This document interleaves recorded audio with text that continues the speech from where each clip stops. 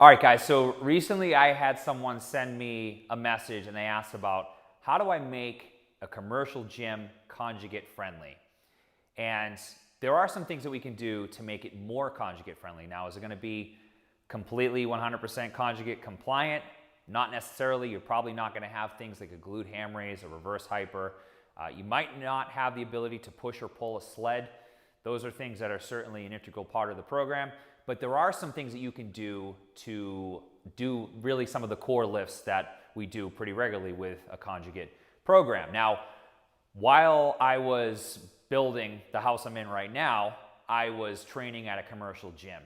So some of the things that I did to still stay with the core values of the conjugate model, performing box squats, performing things like board presses, using accommodating resistance, I had to make some changes with and to really have variance and really stay within the system and to keep things the way we like them, which is having a lot of variation.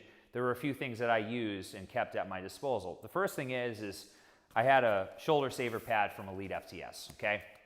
Very easy way to change range of motion with our pressing, so our bench press. If you don't have boards, this is a good alternative. You can obviously do a variety of grips. But this is an easy thing that you can buy. It's very easy to travel with. It's obviously not super big and will give you the benefit of working that top range of your bench press that we're looking for when we do things like a board press. So this is an easy thing that you can have with you. And what I did was I'd keep this in my car, and the days that I would use it, obviously I would bring it in to the gym with me. Now, so this is an easy thing. Second thing is fat grips. Now, I have the Fat Grips Extreme, which are the orange ones. They're on my pull-up bar. Those are the bigger ones, and then the blue ones. I had these with me in my bag at all times. I would use them for our special exercises. I would use them for max effort lifts.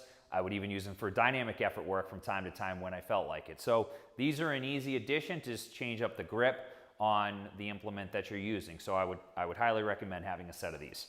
The other thing is having a box. Now, clearly this is a lot bigger than our shoulder saver pad. I kept this in my car, and when I box squatted, I brought it in with me, whether it was for my dynamic effort or my max effort. I brought this in with me. It's a squat box from Elite FTS. It's got multiple heights, 14-inch, 16-inch, 18-inch. So a lot of times my max effort work, I would do a higher box. Sometimes I do a lower box, but this gives me 3 heights, and it's got a nice little handle to carry. So I love this thing. It's a great thing to have if you're going to a commercial gym. Again, you know, you're going to look a little bit different walking in with your own box, but who cares, right? You're going to be box squatting, which is one of the best movements that we have. So I would highly recommend investing in one of these. Everything right here is not a ton of money. I mean, you're around the $200 range total with these 3 things that can really change up your training and give you the benefits, give you the advantage that you're looking for. So these are definitely a must. Now, having bands.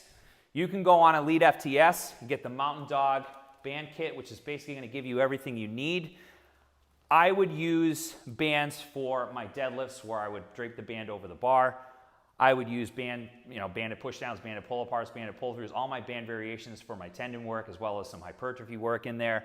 So having a set of bands on you, definitely a must. Now, can you set them up in a rack? That's up to you. If you want to go the extra mile and get some dumbbells out and set it up, that's a whole other process. We have a video on that, which I'll link, so you can check that out. You certainly can set it up.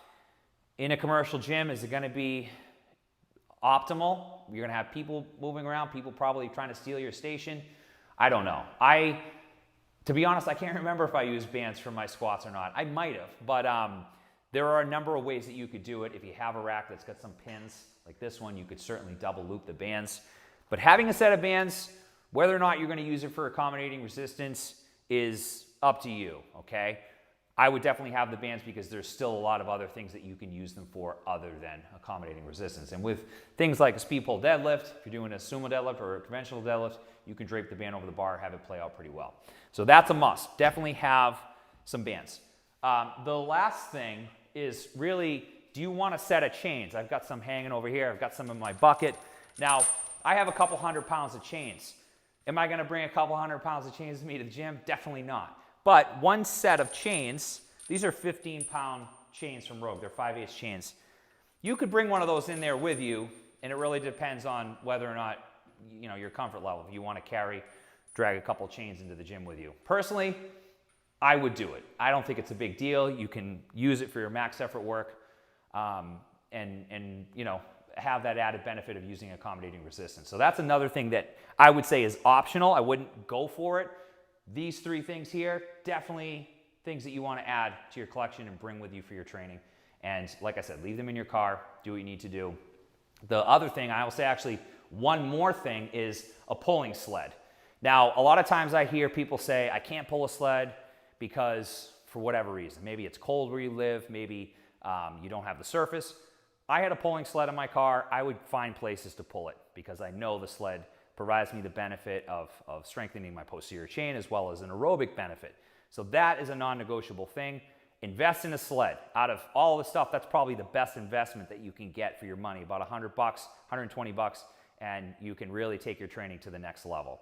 So these are all things that will help you make your commercial gym more Conjugate compliant and hopefully allow you to still stay within the confines of the system to be able to do your max effort, your dynamic effort work, vary your special exercise work. The good news is that at a commercial gym, you're going to have a lot more machines than I have here. So you can always be changing it up with the machines that you're using and how you're using them. But really, if you're someone like me that uses accommodating resistance all the time and you're going to a commercial gym for maybe 6 months like I did, it might not be a bad idea to change it up and use straight weight for a bit too. So it's always good to change it up and not get stuck just doing the same thing. So anyways, I hope that helps. If you have questions, feel free to comment.